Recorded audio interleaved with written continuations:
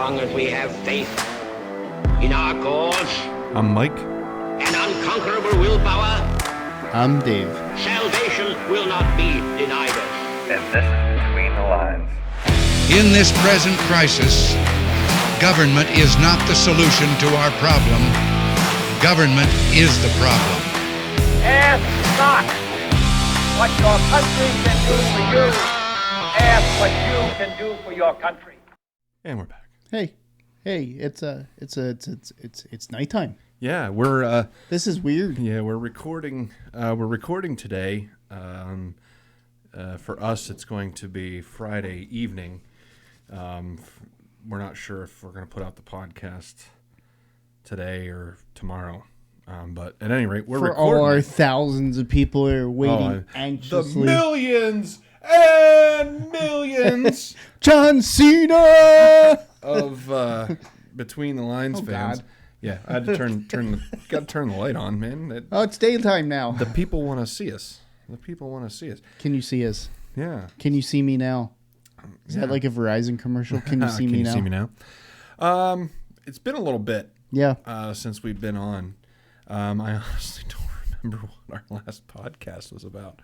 Oh, we did reaction videos. We did reactions last week, and then the week before that, I don't know. we did a podcast. Don't ask me past a Yeah, week. We did a podcast about something. There was definitely words that were used. I take a lot of fish oil supplements, but they're not helping a whole lot with the. Yeah, let's just go on in here, and that just goes to show you how much effort we actually put into this.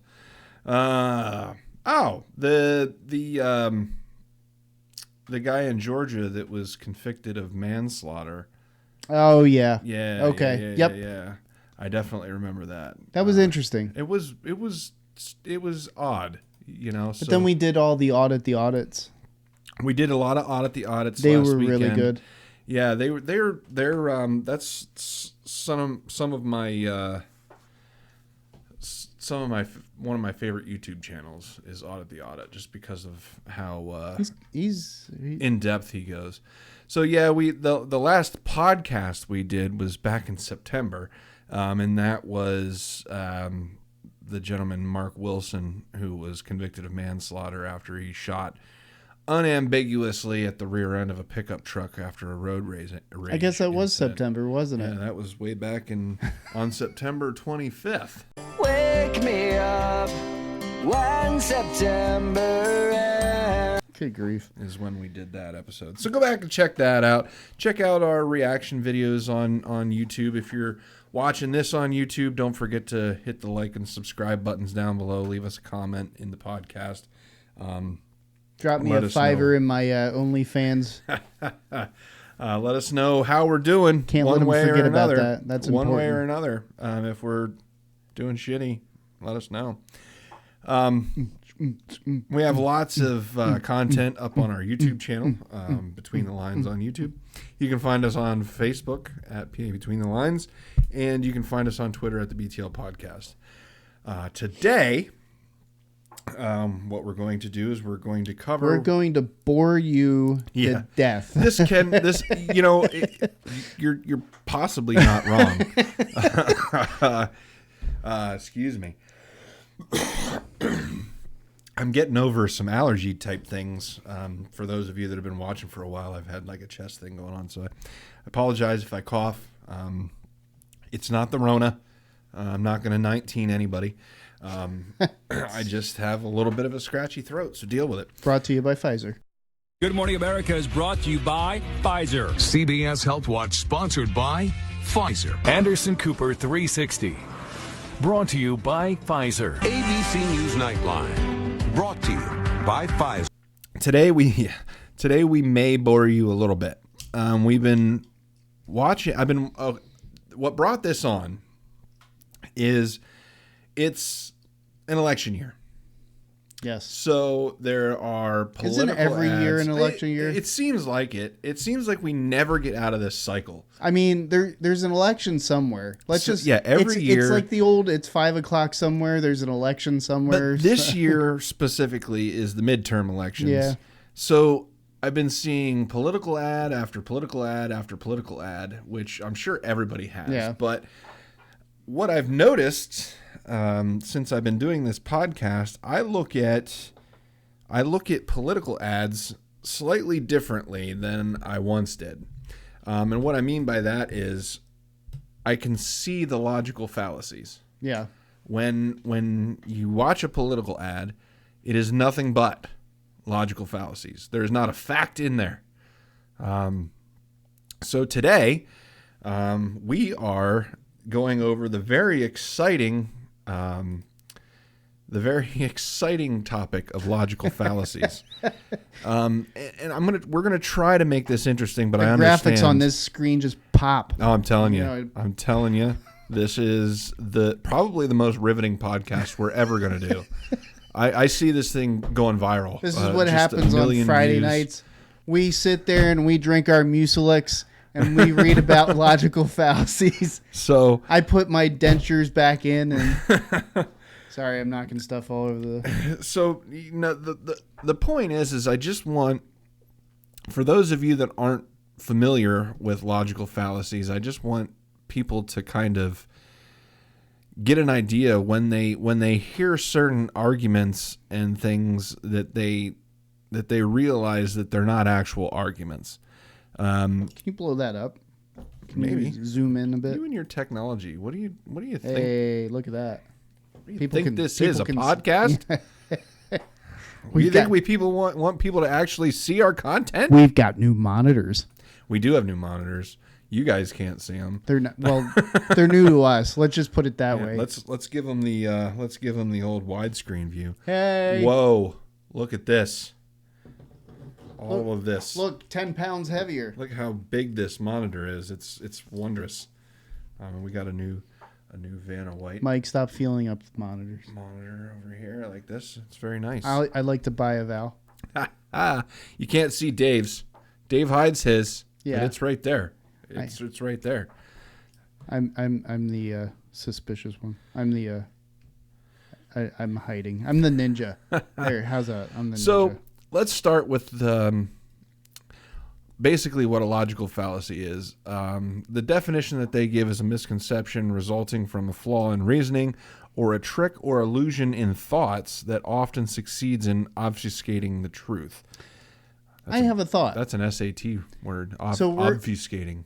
Pennsylvania, of course, is getting some notoriety because of the senatorial race right now between Fetterman and Oz. Yeah. Because everybody knows who Oz is. Oz the great and powerful, and Fetterman the unambiguous. And I'll be honest, I am not a fan of illiterate. either. I gave away the lieutenant governor in Pennsylvania, the only lieutenant governor in the history to do that. Either one of these two people. No, I'm really not. But anyways, interesting enough, it's getting into some shit slinging in this election. Are we able to pull up like one of the election commercials that they've been playing? Let's see if we can find one. You keep talking and I'll look for one. But I'm just like I'm thinking about these election commercials and I'm thinking it's like, this plays right into what we're talking about because a lot of these election commercials do just that. They go straight after the emotional piece, or they try to kill your character. The character piece is the big one. Like they always try to kill the other person's character. But one thing I did like about the Virginia race between Youngkin and who was the other guy? I can't even McCall, something like that. Youngkin kept it clean. If you look at the whole election span, he didn't get into the whole mudslinging. I think that's what won it for him. In all honesty, is that because that's all the other doo-doo head was doing is, I can't find any actual ads. Really? Yeah, it's like you would think that there would be. They come on all the freaking time. You'd think that they would be on YouTube. Oh, that's right. Oh, we have to be watching a TV show. Yeah. So they can interrupt us in the middle of something. Let me see if that's this is all one. Commercials do is they interrupt you in the middle of something you actually want to watch. Are struggling. The real age of your vagina is 70. Difficult times How many of you have penises that bend to the left? require strong leaders. I'll be the body, you be the poop, and that's our exit sign to get you out of here. Push. Leaders like Dr. Oz. Your anus looks like your lips. To rebuild America. I have built for you, for the first time ever on our show, your own giant rectum. Dr. Oz for Senate. I'm Dr. Oz, and I approve this message. Paid for by Americans who thought this was a joke. But I guess Dr. Oz really is running for Senate. I'll give Fetterman that was funny. Yeah, that was pretty funny. But none of that had anything to do with, like, that has absolutely nothing to do with what Fetterman plans to do. It has absolutely no bearing on his policies or what he's gonna.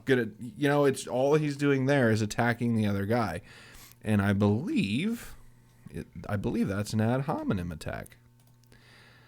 So the logical fallacy that you found there, an ad hominem attack is a logical fallacy associated with trying to undermine the opponent's arguments by personal attacks.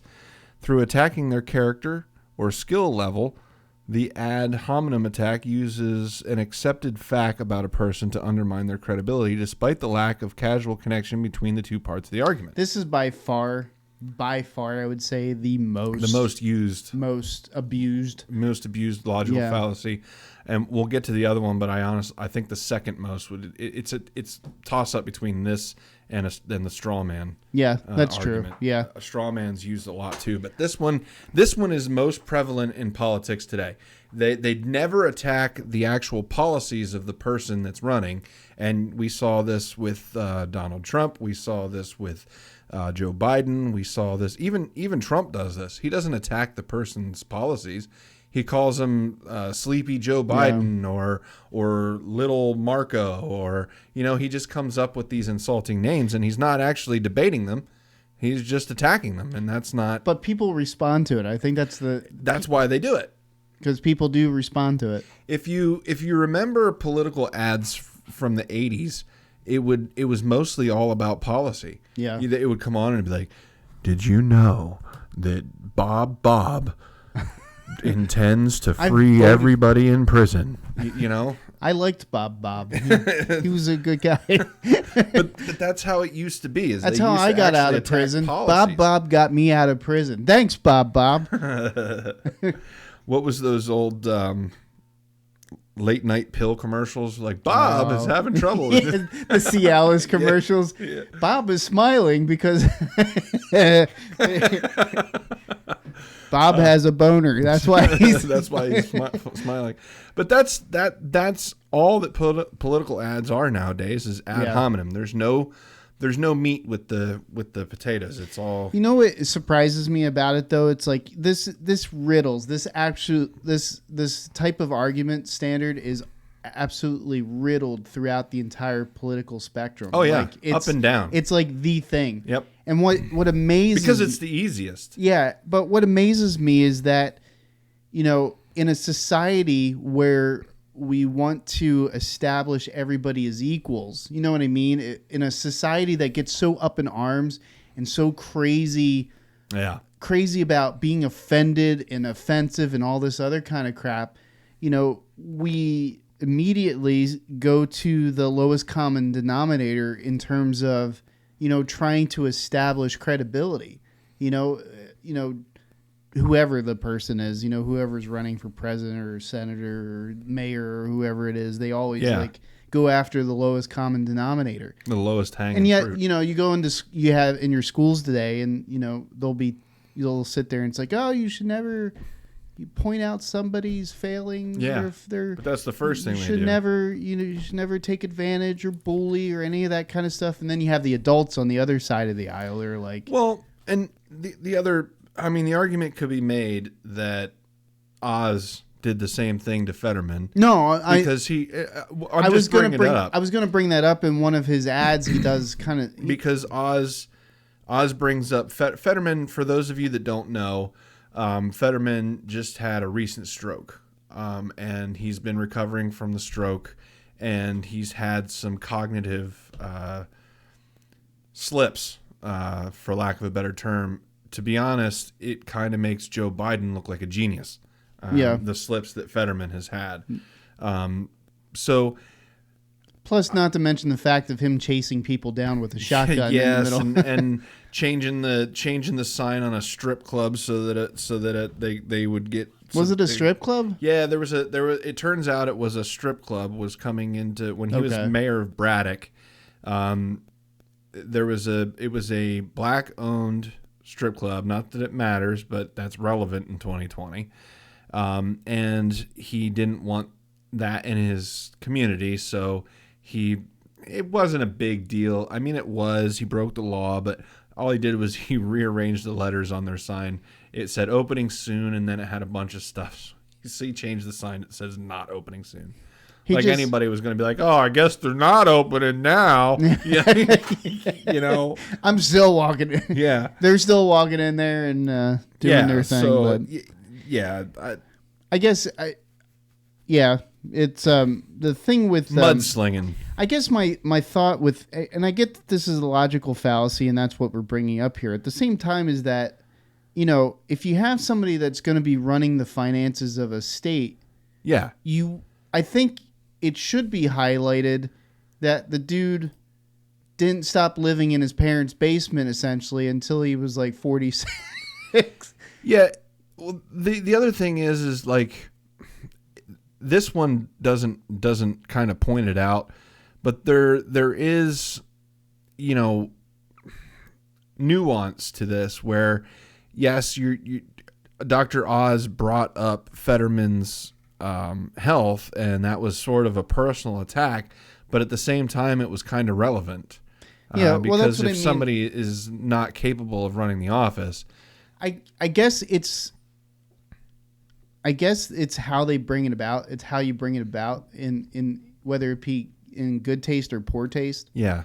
You know what I mean? And I think that's really the dividing line on the ad hominem arguments, is that a lot of times the attacks are very in poor taste, I would say. It's like, and you know, Trump was guilty of it. I mean, now we have Fetterman that's doing it, and we've had, I mean, almost every political campaign that we've ever been a part of in any way, shape, or form, it comes up all the time. It's all the time. But I guess my question is there a dividing line of, you know, what makes this acceptable? It's like there's got to be some acceptable levels of. If you look up, like, Cornell University has a thing on logical fallacies. They're all over the place, and they always have that caveat where if it's relevant to the argument, then it's not a fallacy.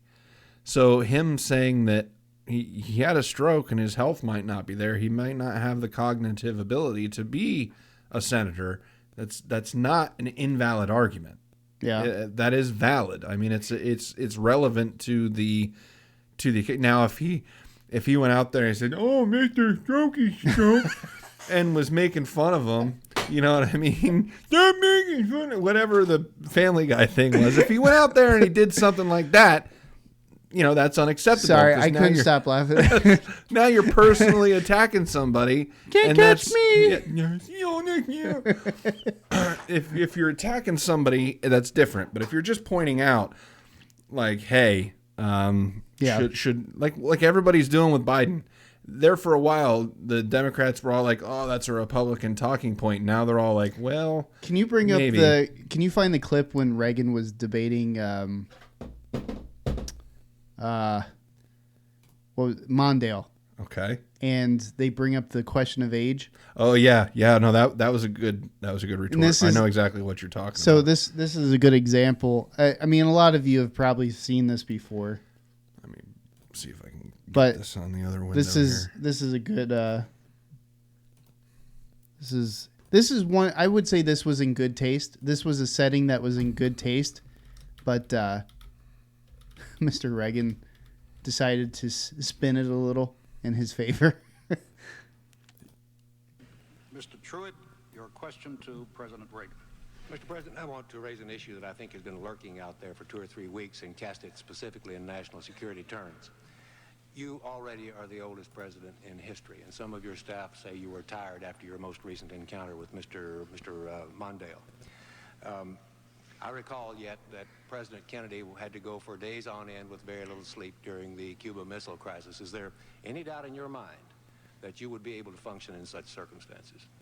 Not at all, Mr. Truitt, and I want you to know that also I will not make age an issue of this campaign. I am not going to exploit for political purposes my opponent's youth and inexperience. I mean, that right there is a home run. That was like that's a home run. He even made his opponent laugh. that.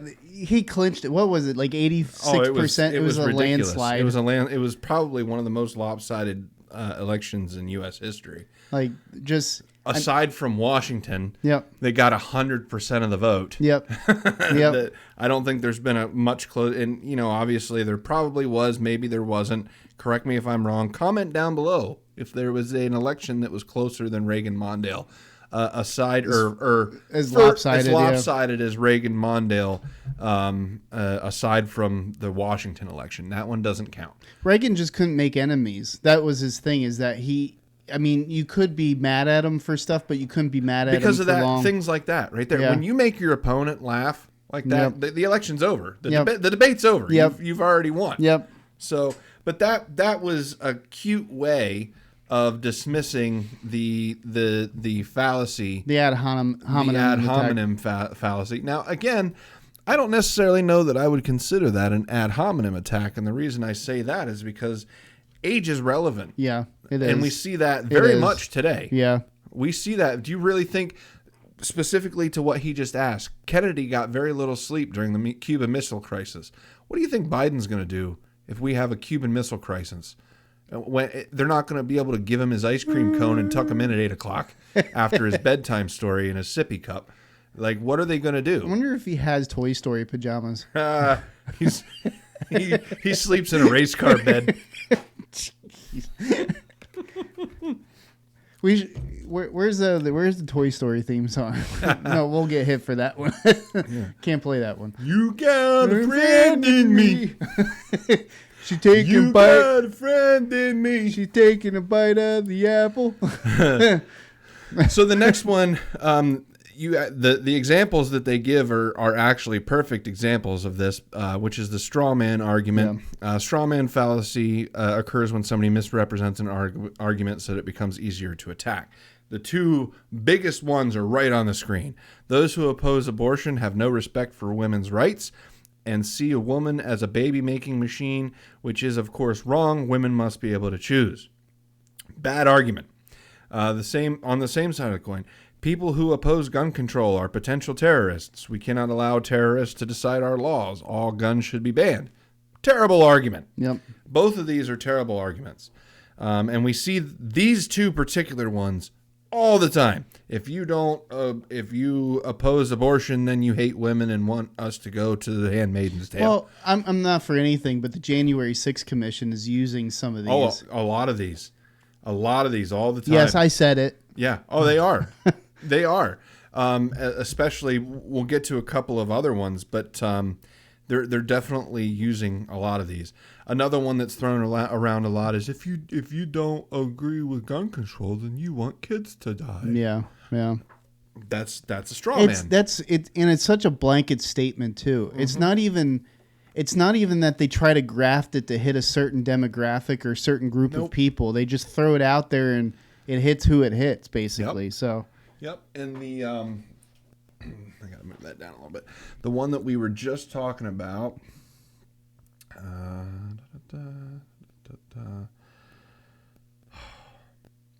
What was the example again? Gun control? Yeah, where they just I can't remember. I'm derailed, Dale. What? Yeah, I've been derailed. We were talking about gun control. I wish we could just rewind a little bit. Are you talking about the if you don't believe in gun control, then you're okay with kids getting killed type? No, that's the straw man argument. Another one. We'll just move on. Maybe it'll come back to me. Maybe it won't. The other one that we do a lot is the slippery slope. slippery slopes consists of arguments that reason if something S were to happen, then something else P will eventually occur, so we should prohibit S from happening. In my opinion, the right is guilty of this all the time. Yeah. I'm guilty of this because I always say, oh, it's a slippery slope, which is true, but it's not a good argument. Not a good argument at all. If we let our child out of this room, eventually he will want to leave the house and will end up on the street. If he's walking around in the street, then he'll become snatched up by a stranger and sold into slavery in a remote region of the world. It's big jumps is really what it is. Yeah. You make really big jumps in conclusions. If Donald Trump gets elected for a second term, he'll show his true colors as a Nazi dictator, abolish the U.S. Democratic Republic, and appoint himself as emperor. You're fired. Your threat to democracy. Yeah. Well, I mean, these are also, a lot of these arguments, these fallacies, they kind of go hand in hand anyways. They kind of follow one another. Yeah. If you think about it, it's like, again, going back to the January 6th Commission, it's like one of the things that they've been trying so hard, so unpartisanly to point out is that if you've ever voted Republican, you're obviously a Nazi. Exactly. Exactly. If the January 6th Commission was given an opportunity to really express what they want to say, instead of trying to establish some kind of level of decorum, they would just come out and say that if you have any kind of viewpoints outside of anything outside of what we, of course they have their 2 tokens on the board and everything. Another one that the right, and I'm trying to throw this out there equally because both sides are guilty of this. Yeah. It's not a left-wing thing. It's not a right-wing thing. So the well, what is it with the slippery slope is used a lot by the right. Another one used a lot by the right is appeal to tradition. Yeah. It's always been that way. As the name suggests, relies on tradition to prove a point, arguing that a thesis must be correct because it has been traditionally been so. Yeah. The death penalty is acceptable because it's always been the means which heinous crime has been punished. Yeah. That's not a that's not a good argument. Well, it's like the other one that we were going to bring up is the appeal to authority. Yeah, I was going to get to that one next. That one also is a bad one. But this. Yeah. Appeal to authority makes the argument that if one credible source believes something, then it must be true. Religious people use this a lot. Yep. The Bible says, but the Bible says, the Bible says a lot. Yeah. You know what I mean? Well, some people don't recognize the authority of the Bible. And that's the thing is that you can't use, like, if you're in the middle of a debate, you're especially for like a gubernatorial or a presidential or any kind of office, you have to understand is that you're talking to a lot of people from a lot of different walks of life, a lot of different religions, a lot of different ethnicities, a lot of different cultures. Yeah. So you can't rely upon what you hold to. We saw this, not to interrupt, I didn't mean to step on it. We saw this a lot. The thought just popped in my head. We saw this one a lot during COVID. Yeah. Because this one right here, it basically says the mayor said that the crime rate is down. The statistics claiming otherwise must be erroneous. Well, there were all kinds of statistics that said that masks didn't work. There were studies that said that masks didn't work, but Fauci said masks work. Yeah. So we have to believe Fauci. Why? I don't agree with Fauci's authority. You got to give me statistics. Yeah. Give me data. Exactly. I don't need to be told by some faux parental figure what to do. I need facts and data for me to make up my own mind because that's the way it's supposed to be. So appeal to authority it's like even has no teeth. I don't know if this exactly equates, but like them stating that the economy has been on a higher rise than it's ever been in history, but you don't take into account the fact that we had the largest drop in economic growth ever. It's like, it's like having a car that used to be able to drive at 200 miles an hour, now all of a sudden it can only hit 50 miles an hour. Yep. And then suddenly you tweak it and it goes 100 miles an hour. Well, you still are not accounting for the fact that that car used to be able to go 200 miles an hour, So I guess. Yeah, I think that one is the fallacy. An argument that's based on false claims but is logically coherent. So it is the largest rise. Like when Biden says, like personally right now, when Biden says gas has dropped $2, it's cheaper than it has been in a long time, but he doesn't equate that it's dropped from the highest it's ever been in history. Yeah. So we're still not to where we were before he took office. Yep. So you're coming at things from a different thing. And again, I don't want this to sound like I'm bashing on the left or bashing on Biden, because I mean Trump was the king of like the bandwagon.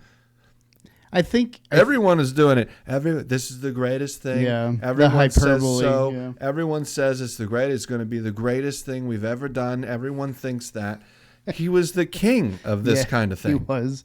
So I mean, he is. He spoke like hyperbole was a language to him. Yeah. It wasn't even something that he used. Well, it was a language. He's been that way since like God knows when. Yeah. But anyways, yeah. I mean, the thing of it is that with those type of statements, what I think the point at which it becomes a fallacy is when you pretty much put it on a pedestal. Yeah. So whatever it is, whatever the subject matter is. So let's say it's economic growth, or let's say it's, I don't know, what's another example that we can throw out there? I can't think right now. It's Friday night. Yeah, we've had a long day. So long week. But when you take the subject matter, let's say economic growth, and you put it on a pedestal, then obviously you're opening yourself up to be ridiculed, because you're basically it's like an investment. Yeah. You're basically throwing, what's the old saying, don't put all your eggs in a basket. Don't put all your eggs in one basket. And that type of thing. And basically that's what they're doing. They're putting all their eggs in one basket and saying, hey, this is the best thing ever. More hyperbole. Greatest, the wonderful. This is the most wonderful thing. And We've never seen anything like it. Whether they say in it the like history of people. Yeah, whether they say it like Donald Trump or not doesn't matter. It's the posturing. It's the fact that they're putting this statement in China.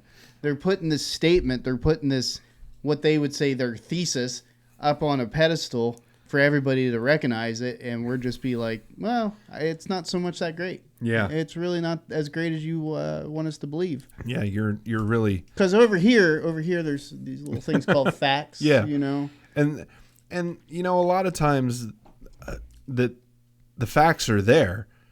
You can take facts and misrepresent them to support your argument too. So I mean that's another thing that you have to be careful of is I think that's actually that's part of the sharpshooter one. Chooses a cluster of data to apply to their argument, or when they find a pattern they can apply to a presumption.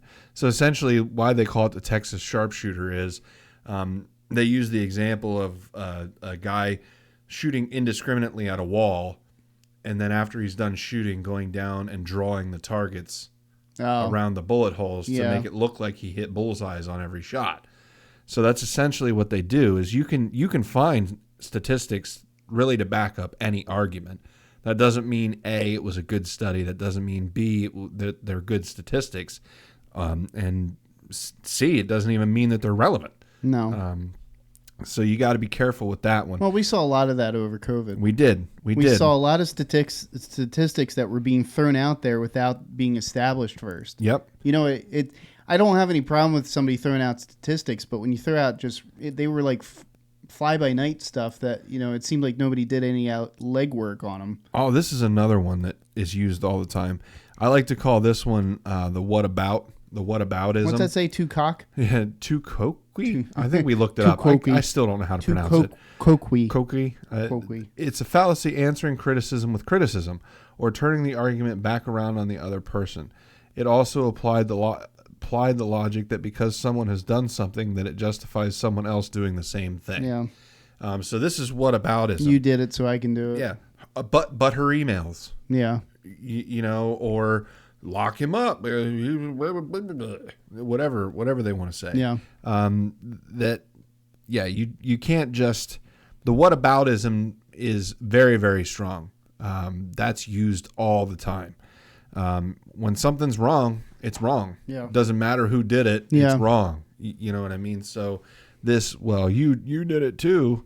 this whataboutism stuff it would sort of be like saying, one of the examples they use here is the ancient Greeks were some of the greatest thinkers. They had slaves, so we should have slaves too. It'd almost be like saying that the United States of America is the most free country in the world, and it's okay to own slaves. Yeah, exactly.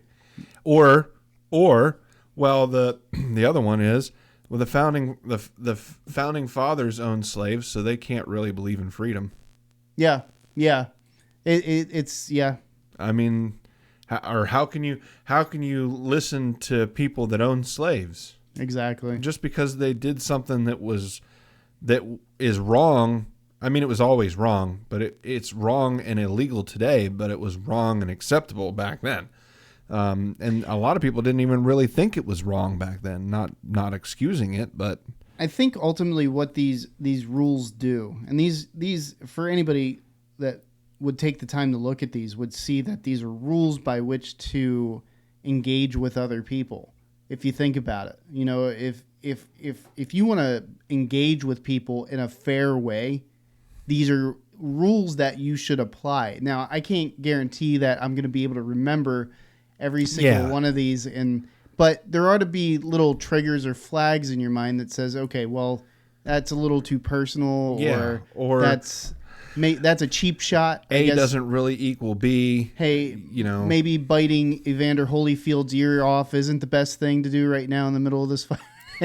Another one that's used a lot is this red herring one, where somebody brings up a completely irrelevant topic because it's easier to defend or something like that. That reminds me of that Mulaney bit where he's talking about what was it? Oh, he was saying, are you telling me that if you saw Hitler as a baby, you wouldn't kill him? It's like, yes, let's talk about this totally unrelated subject. Exactly. So you're telling me that I am walking down the street and I see Hitler walking down. I don't know if that's Hitler. I'm a poor judge of character. Could just be a guy with a weird mustache. So I guess really what we're trying to get here, and by the way, you can find this page at logicalfallacies.org if you wanted to look it up yourself. That's logicalfallacies.org. You can look up this whole list. That's not a PH, so don't spell it with a PH. You might get a different site. Yeah, I just noticed this. They put a asterisk next to the ones that are the most common, and we've kind of touched on all of them. Circular reasoning, we haven't hit that one yet. Yeah, that's a very popular one. Reasoning begins with a claim that they are trying to conclude with. Whatever is less dense than water will float because such objects don't sink. Women should be able to have abortions, so abortions should be legal and easy. Oh, that's a great one. Women should be able to have abortions, so abortions should be legal and easily available. You've said the same exact thing. Yeah, you're repeating, and I actually hear that one a lot. Yeah. Women should be able to have abortions, so they should make abortions legal. You know what the problem is we don't take enough time to really hear ourselves in what we say. Yeah. Now, I'm not saying that we don't like hearing ourselves. We like hearing we love ourselves. hearing ourselves. But, I mean, most people do podcasts. Yes. Like hearing themselves. But we don't take enough time to just sit down and be like, listen to what the substance of what we're saying. Yeah. And decide whether or not what we're saying actually makes sense, whether it makes a point or not. So, loaded question. Question that presupposes a claim, so it cannot be answered without sounding guilty. That happens. That happens all. That's the. Well, do you want gun control or do you want kids to be murdered? Yeah. That's the same kind of question. I want neither. Yeah. Marijuana has mind-numbing elements that affect your memory, so how can you say you have never had marijuana if you can't remember? Do you think the president should be impeached for colluding with foreign powers? What? Oh, whether the respondent says yes or no, the question establishes the fact that the president colluded with foreign powers.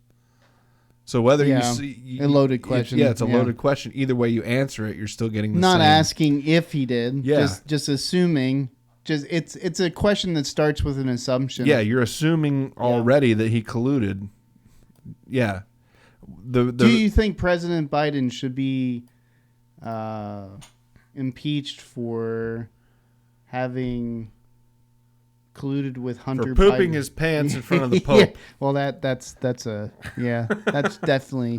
I would say yes on that. Because now you're assuming that he actually pooped his pants in front of the Pope. You know, which we all know didn't happen. He didn't come out in a different suit. Mm-hmm. He didn't go in a black suit and leave in a blue suit. Everybody changes their clothes in front of the Pope.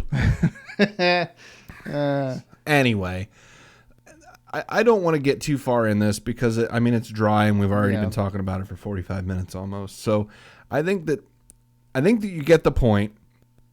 The one that I don't see on here, and it's most likely just named something different, is I always called it guilty by association, which to your point, the January 6th committee is using that a lot, and President Biden is using that a lot, basically saying that MAGA Republicans are extremists. Yeah.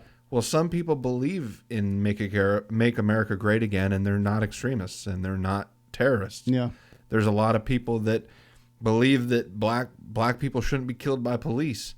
That doesn't mean that they're going and rioting and doing things like that. So, there's a lot. Oh, if you voted for President Trump, then you're a domestic terrorist. Yeah. Guilty by association. That's not how that works. Loaded questions, assumptions. Yeah. Yeah. Guilty by. Yeah, exactly. So,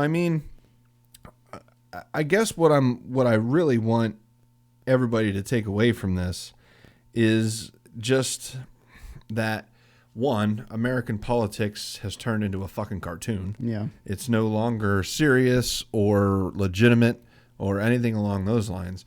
And two, just kind of so that people know, A, when they're being fed a line of crap, they'll be able to recognize it, and B, when they're falling into one of these fallacies, they'll recognize it and change to a better argument. Because one, we're never going to come. Debate is necessary. Debate is necessary for a healthy democracy and a healthy republic. We're both a democracy and a republic. We're a democratic republic. So we're just not a straight democracy. I think it's necessary too to keep us sharp. Yeah. In a lot of ways, if you think about it, it's like if you think about the context of much of the conversation that people have, it's pretty benign.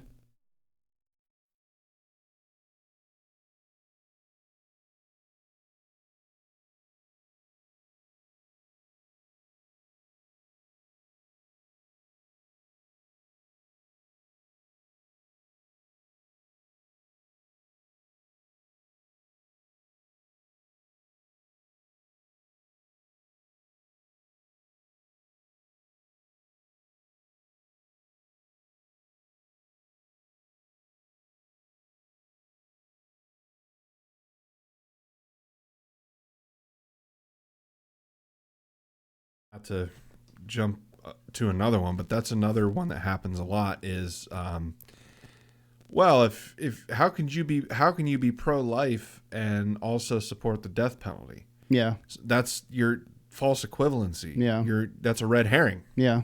Yeah. You're bringing in something that's not what we're talking about here.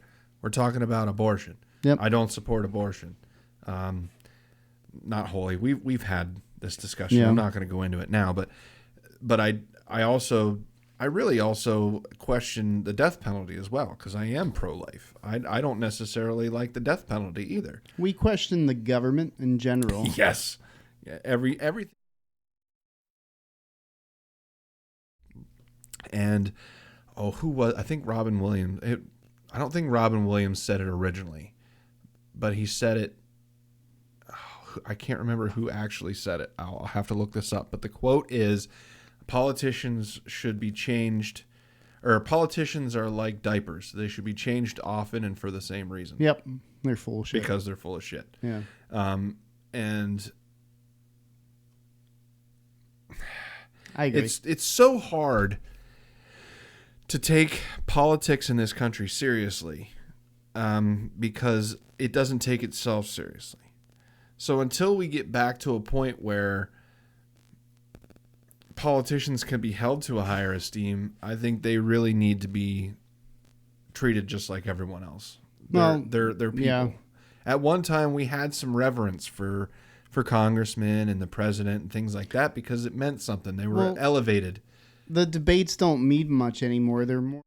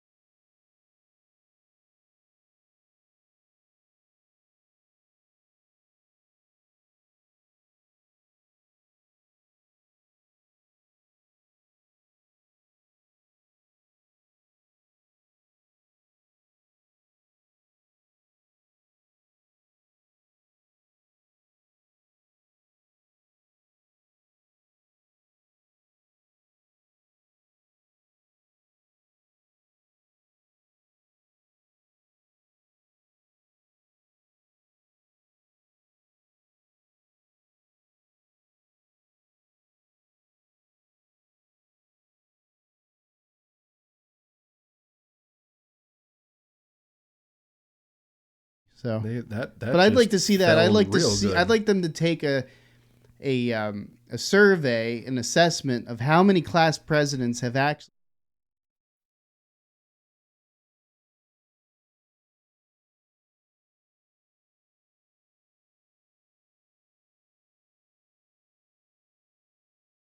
So, at any rate, I didn't have that class president. So. At any rate, yeah. You can find us on Twitter at the BTL Podcast. You can find us on Facebook at PA Between the Lines. You can find us on our website, btlpodcast.com. We're on Reddit. We're on Google. We're on Apple. We're on YouTube. We're everywhere, man. OnlyFans. We're going to have to actually start an OnlyFans page just so that people have some place to go. Can you imagine how exciting that page would be? I would not subscribe. I'm just going to say, if it was the two of us on an OnlyFans page, I'm sorry, I'm not going there. All I'm saying is waist level. It's waist level. Oh, I'm going to Bert Kreischer the next podcast. That's what we'll do. I'll Bert it up. At any rate, go back, check out some of our older podcasts. Look at some of that stuff. We've got a lot of videos up on YouTube that are fun to watch. Go check those out. I really don't know what else to say. Just pay attention to real facts. Don't fall into the traps of these political ads because they're all bullcrap. Focus group driven drivel is all it is. There's nothing substantial in a political ad. So when they come on, you might as well change the channel because it's not telling you anything that you already haven't made up your mind about. Plus, I'm paying good money for that damn Hulu subscription, and I'm tired of being interrupted every freaking 2 minutes. That's right. Because of some stupid campaign that I can investigate myself. I don't need that. Yeah. The political ads just need to be ignored. The more we ignore them, the less they'll do it. If you're tired of hearing them, just change the channel. Hear me, Hulu. I'm a paying customer. Change the channel every time a political ad comes on, and the ratings will go down, and they'll get away from those things. I mean, it's pretty simple. We'd be in a better world if we got away from political advertising. Yeah. I think. I really do. Because somebody made a statement, and I know we're done here, but somebody made a statement that all candidates are doing nowadays is full-time fundraising. Yep. That's all they do anymore. Yep. Host benefit dinners, and And when they retire, they get to keep that money. Yeah. That's theirs. Yep. So why wouldn't you? Yeah, I know. I mean, and I'm not saying that as to excuse it. What I'm saying is we've gamed this system to the point where now they're no longer. It's a for-profit scheme. Is all it is. They're not. You could just get into the election without even the intention of being elected. And just with the hope of being able to walk away with. Well, look at the 2020 election. There was that gentleman in New Jersey that ran an election campaign for $100 and won. Yeah. And he won. Yeah, he was a truck driver, state rep down in South Jersey. I think state rep, and he unseated the longest sitting. I'm sure that guy was pissed. Yeah, the longest sitting Democratic congressman and state rep in New Jersey. Just goes to show that if people know you're around, exactly, all these millions of dollars. I think the number is $4 or $5 billion a year is spent on political ads. Oh, I'm sure. That's ridiculous. Yeah. That's the GDP of a small country. It's an industry. It literally is an industry. People need to, that's what we're doing here, is people need to wake up. People, and I'm not just even saying like a right or left thing. This is an American thing. We need to, as citizens, we need to wake up. Yeah. We need to pay attention to what's going on because this country doesn't belong to us anymore. It's no joke that you purchase your representatives. Absolutely. It has nothing to do with elections almost. Yeah. It's getting to that point. Last week the federal debt went over $31 trillion for the first time. That's like $120,000 a person per taxpayer. What are we doing here? Yeah. What are we doing here? Stupid. One of these episodes. Maybe we should just cancel one of the election years and just use that money to pay off. There you go. Pay off the debt a little bit. So check out our old podcast. Check out our old YouTube videos. Go find us wherever we're available. We've got lots of content out there. Some of it you'll probably like. Some of it you may not like. Just let us know what you want to see next, and we'll get it up there. My OnlyFans. Until next time, take care of yourselves and each other. See ya.